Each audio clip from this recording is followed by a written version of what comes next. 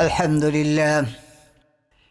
لله نحمده ونستعينه ونستغفره ونؤمن به ونتوكل عليه ونعوذ بالله من شرور أنفسنا ومن سيئات أعمالنا أما بعد فقد قال الله تبارك وتعالى في كلامه المجيد والفرقان الحميد أعوذ بالله من الشيطان الرجيم إنا أنزلناه في ليلة القدر শুধু দর্শক শ্রোতা, আজকে আমাদের 5 মিনিটের মাদ্রাসার আলোচ্য বিষয় হলো তাকদীর সম্পর্কে।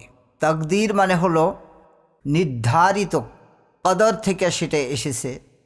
তাকদীর হলো আল্লাহ রাব্বুল আলামিন সৃষ্টি জগতের সমস্ত কিছুকেই নির্ধারণ করে রেখেছেন সৃষ্টির বহু বছর পূর্বে।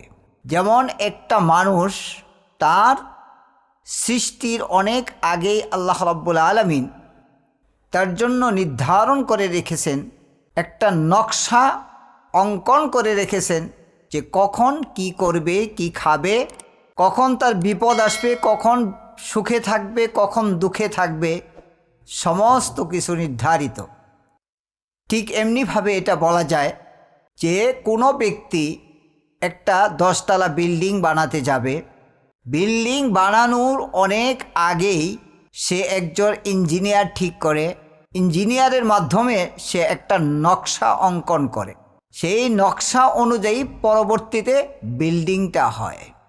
এখন ইচ্ছা করলে পরবর্তীতে ওই বিল্ডিংয়ের মধ্যে ইঞ্জিনিয়ার কোনো পরিবর্ধন করতেও পারেন।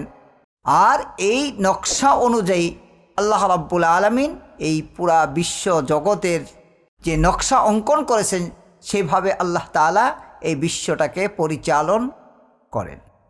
সুতরাং আমাদের যে তাকদীর আছে, সেই তাকদীরে আমরা এভাবে বিশ্বাস করব যে আল্লাহ তাআলা আমাদের ভাগ্যে যা লিখে রেখেছেন তা সত্য, এবং কোন জায়গায় কার মৃত্যু হবে, কোন জায়গায় কোন সময় কে বিপদে পড়বে, আল্লাহ রাব্বুল আলামিন এটা লিখে রেখেছে।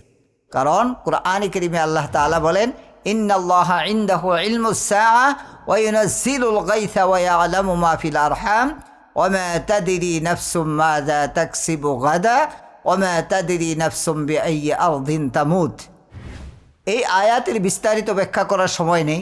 এখানে আল্লাহ তাআলা বলেছেন যে একটা মানুষ কি অর্জন করবে, কি উপার্জন করবে, এটা আল্লাহ তাআলাই জানেন, এবং কোন জায়গায় কখন কিভাবে মৃত্যুবরণ করবে এটা আল্লাহ তাআলাই জানেন।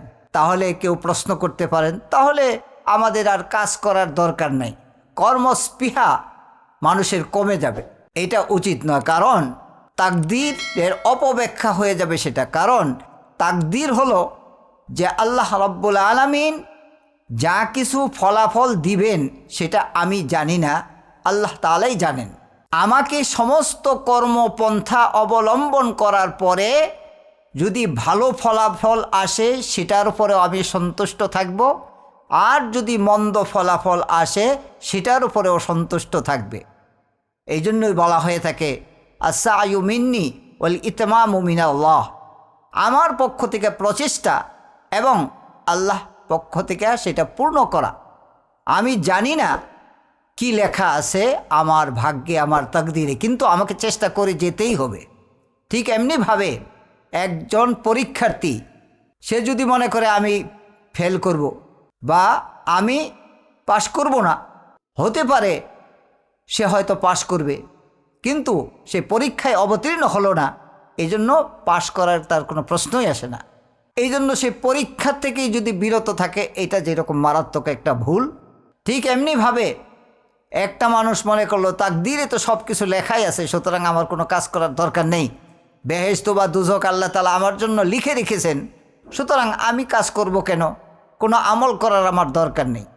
ঠিক এমনিভাবে এক ব্যক্তি ওয়াজ মাহফিলে গিয়ে ওয়াজ শুনলো এরকম তাকদীর সম্পর্কে, তখন সে তাকদীর সম্পর্কে ভালো করে বুঝতে না পেরে সে বুঝলো যে আল্লাহ খাওয়ায়, আল্লাহ মারে, আল্লাহ বাঁচায়।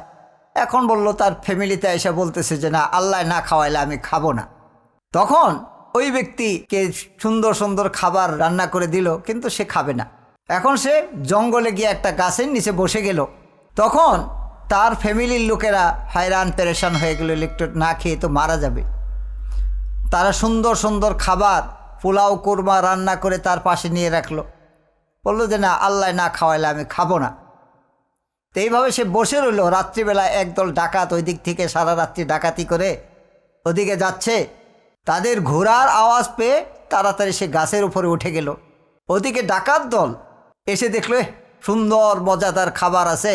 তখন দেখলো যে আশেপাশে কেউ আছে কিনা। ডাকাত দলেরা মনে করছে যে তাদেরকে মারার জন্য খাবারে বিষ মিশিয়ে এভাবে রাখা হয়েছে, কিন্তু তাদের আবার ক্ষুধারও উদ্রেক হয়েছে। এখন কিভাবে তারা পরীক্ষা করে, তখন দেখে আশেপাশে কোনো লোক আছে কিনা। তখন তারা গাছের দিকে দেখে গাছের উপরে একটা লোক, তাকে তাড়াতাড়ি নামতে বলছে। সে নামছে, বাধ্য করছে নামতে, বলছে খা। বললো যে না, আমি খাবো না। তখন দুইটা থাপ্পড় যখন লাগাইছে তখন খাইছে। খাওয়ার পরে তখন সে বুঝছে যে হ্যাঁ, আল্লাহ তাআলা থাপ্পড় দেওয়া হলেও খাওয়ায়। ঠিক এমনিভাবে দুনিয়াতে আল্লাহ তাআলা আমাদের জন্য তাকদীর যা নির্ধারণ করে রেখেছেন সেটা আমাদের ভাগ্যে ঘটবেই, কিন্তু এর জন্য আমাদের আফসোস করলে লাভ হবে না। আবার হাত গুটিয়ে বসে থাকলেও লাভ হবে না, যে আল্লাহ তাআলা যা ভাগ্যে লিখে রেখেছেন তা তো হবেই, আমার কাজ করার কি দরকার। এই দুইটা মাঝামাঝি পন্থা কী করতে হবে, অবলম্বন করতে হবে। তাহলেই তাকদীরের সঠিক মর্মার্থ আমরা উপলব্ধি করতে পারব এবং তদনুযায়ী আমাদের জীবনে আমরা সফলতা লাভ করতে পারব। আল্লাহ তাআলা আমাদেরকে আমল করার তৌফিক দান করুন।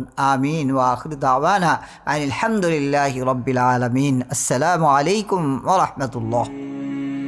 ভিডিওটি ভালো লাগলে অবশ্যই লাইক দিবেন, শেয়ার করবেন, আর আপনাদের কোনো মন্তব্য বা প্রশ্ন থাকলে কমেন্ট করে জানাবেন। আমাদের সাথে থাকার জন্য অবশ্যই চ্যানেলটি সাবস্ক্রাইব করে রাখুন এবং বেল আইকনে ক্লিক করে রাখুন। সবাই ভালো থাকবেন, সুস্থ থাকবেন। ধন্যবাদ।